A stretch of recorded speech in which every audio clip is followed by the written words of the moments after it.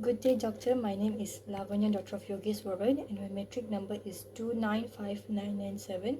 In this assignment, I would like to talk about partial derivative, implicit function theorem, and also the Jacobian matrix. I will just briefly explain about these three things. So let me first start off with the partial derivative. The partial derivative of a multivariable function is the derivative of the function with respect to one variable while the rest stay constant. In other words, it is the function's rate of change in that dimension provided all other dimensions remain constant. Calculus, differential geometry, and even physics use partial derivatives. They are widely used in many areas including economics, engineering, and chemistry. Here are some instances of partial derivatives in action. Partial derivatives are used in economics to study the relationship between firms and customers. It is also used in engineering for a variety of reasons, including bridge and aircraft design and analysis.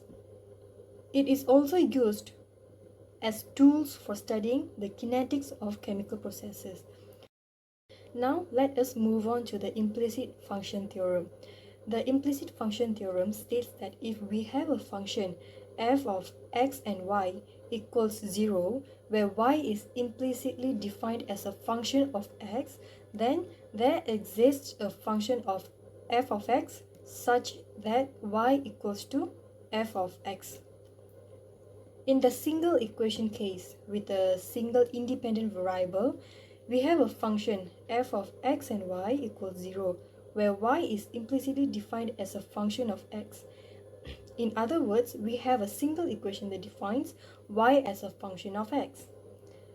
The implicit function theorem tells us that there exists a function f of x such as y equals to f of x. This means that we can solve the equation f of x and y equals 0 for y and express y as a function of x. Now let's move on to the Jacobian matrix. Jacobian matrix is a matrix of partial derivatives. At the same time, it is the determinant of the Jacobian matrix, which contains all the partial derivatives of a vector function. The main use of Jacobian is found in the transformation of coordinates. It deals with the concept of differentiation with coordinate transformation. If there's two or more endogenous variables, then the equation needs to be expanded and the theorem of derivatives of the implicit function needs to be modified accordingly. For example, if there's two endogenous variables, y1 and y2, and one exogenous variable, x, then there should be two equations. Equation 1, f1 of y1, y2, x equals 0, and equation 2, f2 of y1, y2, and x equals 0. These equations are known as the simultaneous equation. For the case of simultaneous equations, the statement of the implicit function theorem needs to be modified a little bit. Now, let's say two simultaneous equations are given, which are equation number 3 and equation number 4. We can look at the slide for that. Okay. Now, based on these two equations, we can see that y1 and y2 are endogenous variables and x1 and x2 are exogenous variables. Then, two implicit functions exist in the region of x10 and x20 in the following two conditions are satisfied. This means that the function f1 and f2 have continuous partial derivatives with respect to all y's and x's, and also the Jacobian determinant for the exogenous variables not equal 0 at a point y10, y20, x10, x20, which satisfies equation 3. The Jacobian determinant can be expressed as you can see in the picture below. If equation 3 satisfies both of these conditions, then the partial derivatives for the implicit function can be obtained. In order to obtain them, we need to go through a few steps, and that will be discussed further in the answers. So the question is, consider the following national income model: y equal to c plus I0 plus G0, c equal to CYD, T equal to TY, where Y is aggregate income, C is consumption, T is income tax, I0 is autonomous investment, G0 is autonomous government purchase and YD is disposable income, defined as YD equal to Y minus T. The question is, show that the two conditions of the implicit function theorem are satisfied at the equilibrium points. So the solution is convert this function into equation f1 y c t I0 g0 equal to y minus c minus I0 minus g0 and equal to 0, and so on. As we can be infer three equations, each income, consumption, and test function has continuous partial derivative. Thus, it follows that each f1 point and f2 point and f3 point has continuous partial derivative with respect to the relevant variables. Thus, the first condition is satisfied.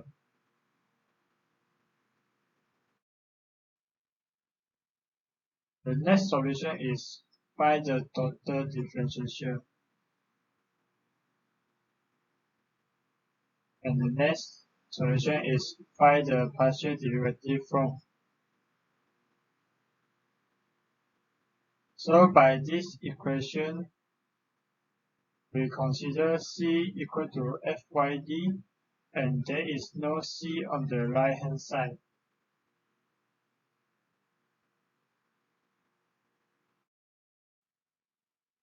Then the next solution is Jacobian matrix.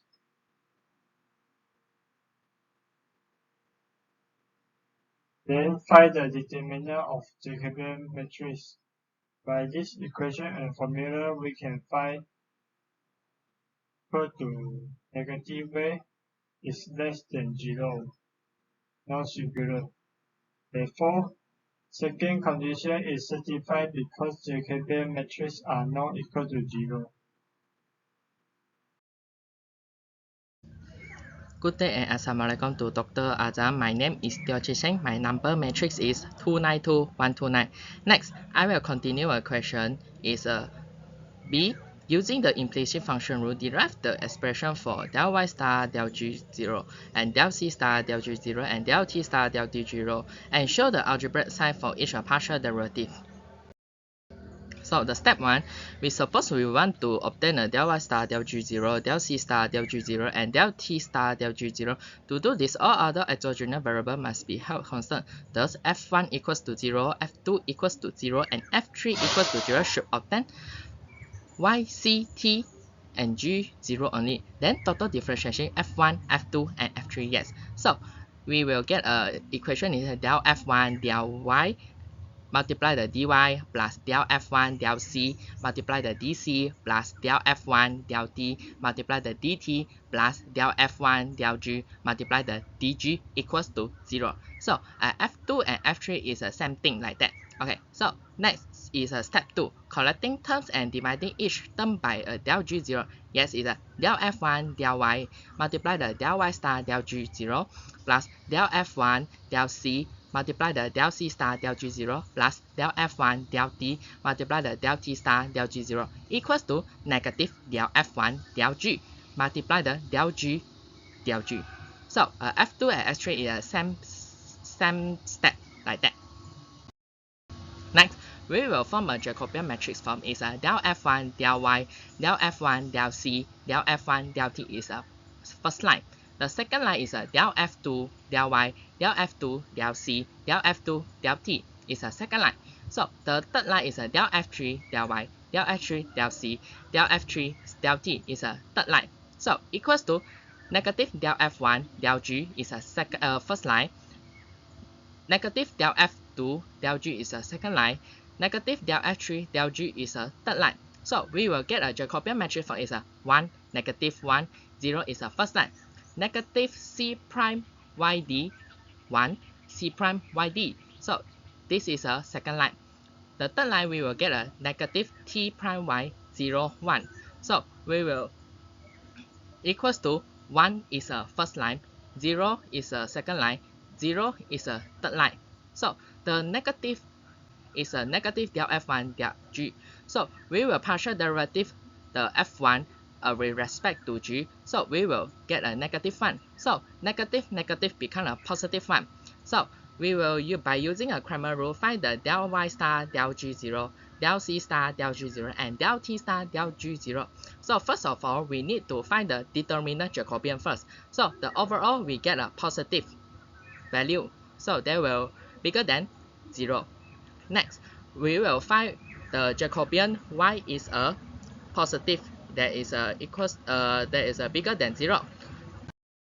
So to get a del y star del g0, we must use a Jacobian y determinant to divide the Jacobian determinant. So finally, we get an answer is a positive value is a bigger than 0. So we want to find the Jacobian is c determinant. So we get a positive value is a bigger than 0. So we must find the del c star del g0 is we need to use a Jacobian c determinant to divide the Jacobian determinant. So finally, the answer we will get a negative is less than 0. So the next we need to find a Jacobian t determinant. So the finally answer we will get a Jacobian t determinant is a positive value is a bigger than 0.